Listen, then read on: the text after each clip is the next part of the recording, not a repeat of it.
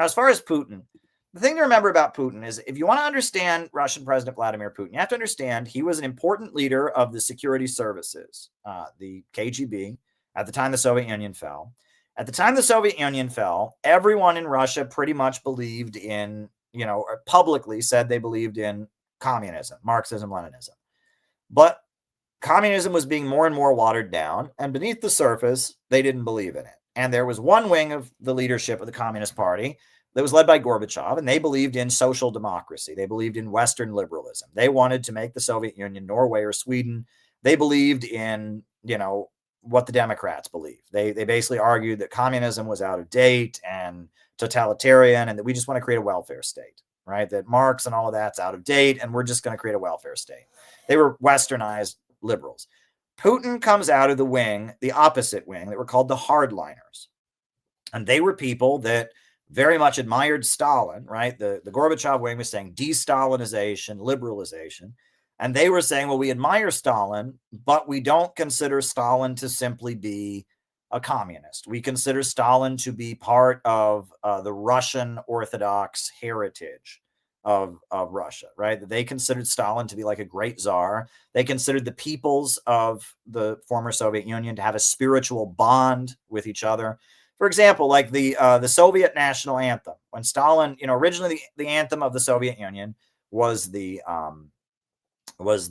Internationale, the Communist Internationale, and the Internationale, arise. But then Stalin changed the Soviet national anthem, and there's an English version of it that was widely sung, and it goes, the English version of it goes like this: united forever in friendship and labor, our mighty republic shall ever endure. That's not how it actually goes. In Russian, the lyrics are, unbreakable union of free-born republics, great Russia unites us now all into one.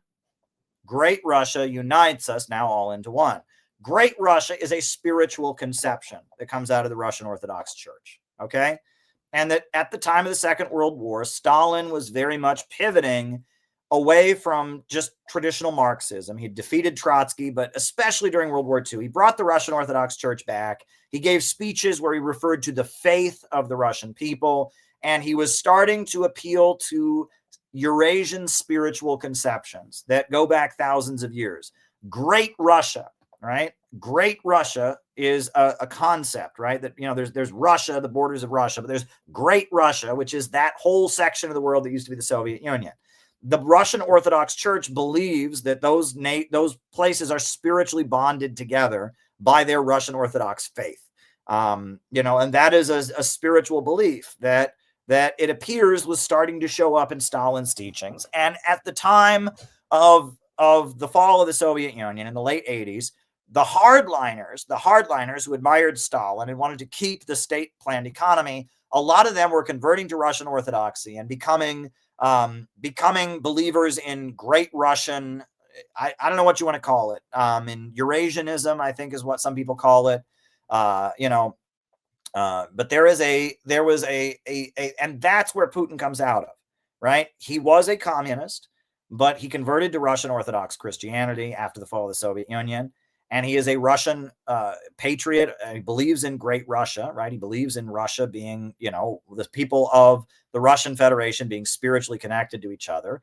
And he believes that one of the biggest mistakes of the Soviet Union was the emphasis on national differences. And he talks about that a lot, that Lenin went out of his way to emphasize the different nationalities and different cultures. Stalin dissolved the House of Nationalities. Originally, the Soviet Union, they had the Supreme Soviet and the House of Nationalities. It was like a Senate and a legislature. Well, they got rid of the House of Nationalities, where every nation had a vote, right? And they got rid of that because Stalin said, we don't want to emphasize different nationalities. We're all great Russians, right? Great Russia unites us now all into one. Unbreakable union of freeborn republics. Great Russia unites us now all into one, right? And that's Putin's background. It is this kind of anti-capitalist Eurasian thinking, right, that was rising among the hardliners.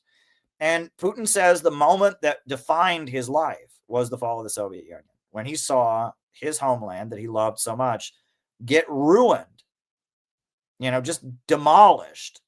And his whole career, they've asked Putin, what was the most important time in your life? What was the most important event? He says the fall of the Soviet Union was the most important time in his life, where he saw his country ripped apart into a bunch of different countries and economically demolished.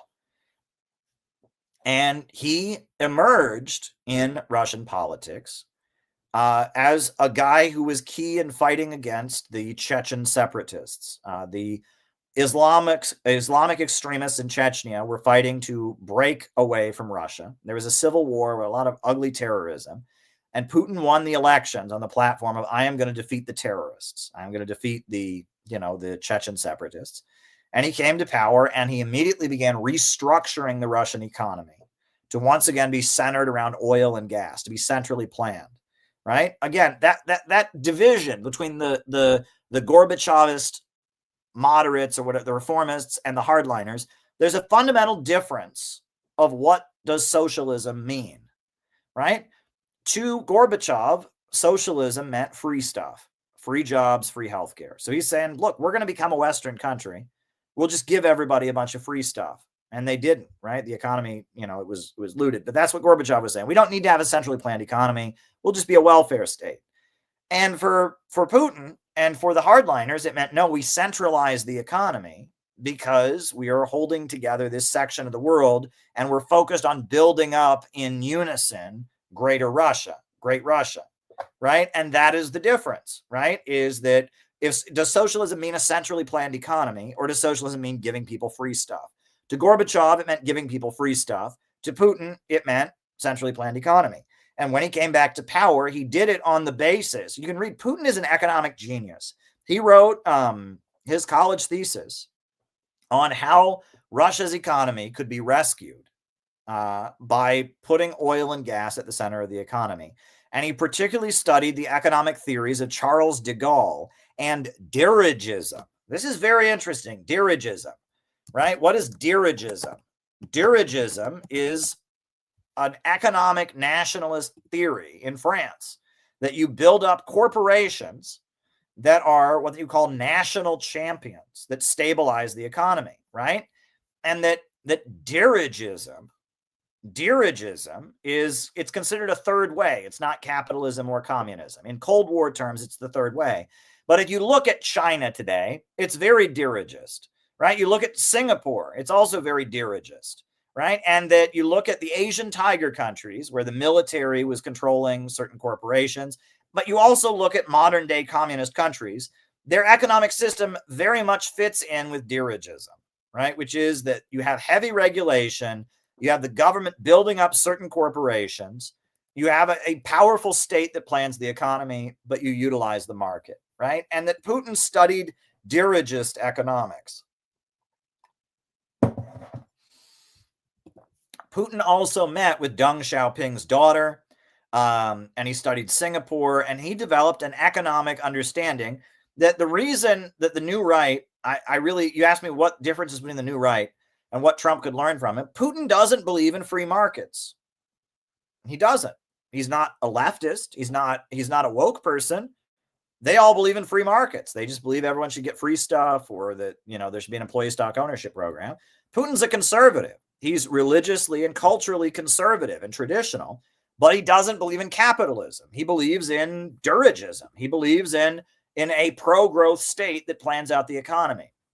And he is a conservative in the sense that he rejects the market, and the market is a big part of a liberal ideology. I mean, that individualism, that the market is, even though in the West we think of leftism, socialism, and communism as being left-wing, right? The left-wing focuses on individualism, whereas conservatism is more collectivist in its nature, right? Conservatism is the idea that you should conform to society, you have a duty to your family, you have a duty to the country, and that dirigism and a lot of the economic theories that are not capitalist but not Marxist, right? A lot of them are quite conservative. But American conservatives don't know that. Western conservatism has deteriorated into just the worship of capitalism. They believe the market is amazing.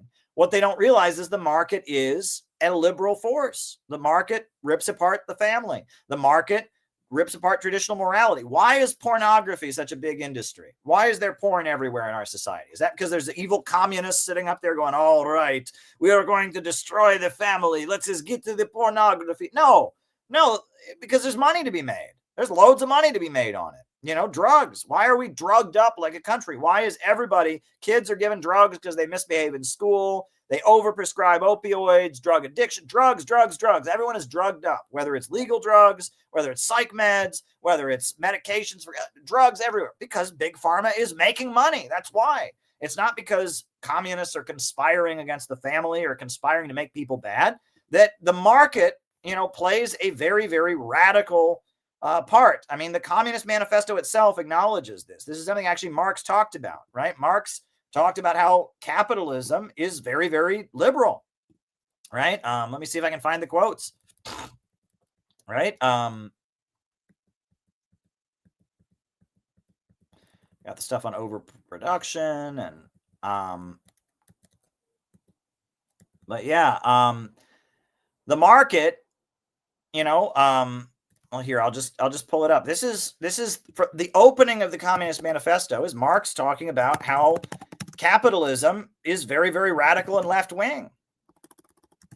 I'll read it to you. Right. This is the opening of the Communist Manifesto, where Marx sounds like a conservative. Here we go. The bourgeoisie historically has played a most revolutionary part.